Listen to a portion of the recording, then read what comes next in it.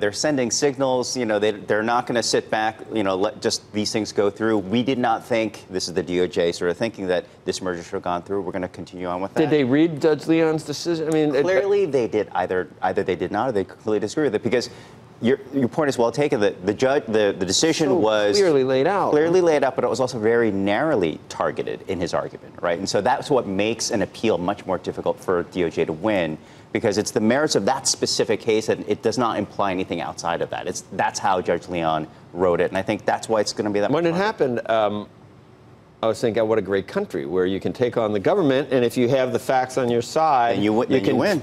Just score this resounding victory. Now I'm back to you can't fight City Hall. That no matter what, they can come back at you, whether it makes no sense. They can, but this is annoying. Though. Well, that's what's great about this country, right? The endless appeals process. Yeah, we have it like no one else.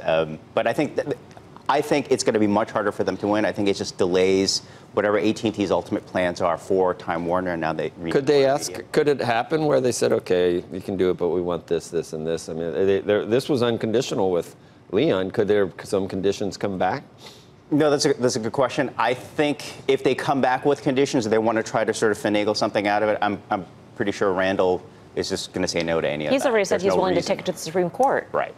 I mean, he's going to fight this to the end. Yeah. He'll take it to the Supreme Court if it goes that far. Yeah. But and they think they have the law on their side. And interestingly, I mean, one of the aspects of Judge Leon's decision in the case itself, and the criticism of the government's case, was that they presented a narrow case. Yeah. Right? They did not take it, in all of its possibilities in terms of where this merger might go, because they wanted not to kind of bump up against, well, we're in favor of net neutrality, and we have all these other kind of priorities of getting rid of net neutrality. So they really have to say, they can't say, look, AT&T came out with an unlimited data plan that's using all of these Time Warner networks, and look, they're doing what we said they're going to do. It has to be about what they already presented in court. And Mike said maybe the DOJ wanted to at least pull back on the idea that the media landscape is wide open for mergers now. It's like, wow, go for it. Everything goes now, and say, wait, hold on. There was another deal that they did approve relatively quickly, which was the Disney Fox deal, right? And so,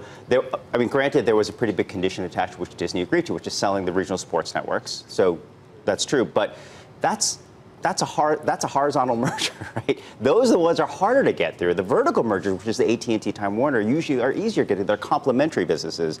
There's another effect here, which is it sends a signal to Comcast, right? Because there was this merger sort of game theory going on with Comcast really just wants Sky, and they're willing to back off Fox. There was a chance that they could come back and bid more for Fox to force Disney to come back again, higher. And because of the chain principle in the UK takeover rule, it would force them to correspondingly bid higher for Sky. Right. So the idea being that you force Disney to bid higher for Fox, then they have to bid higher for Sky. They'll back off Sky, Comcast gets Sky. Now, though, with this ruling, it's like Rupert and the board would probably look at a renewed offer from Comcast is, you know what, even if it's higher, we don't think it's going to pass regulatory, so Melissa Disney, already has distilled it down to it's Rupert versus Zucker in Trump's eyes, right? No.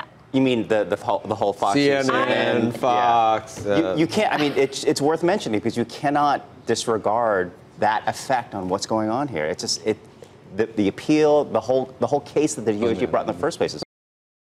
Hey there, thanks for checking out CNBC on YouTube. Be sure to subscribe to stay up to date on all of the day's biggest stories. You can also click on any of the videos around me to watch the latest from CNBC. Thanks for watching.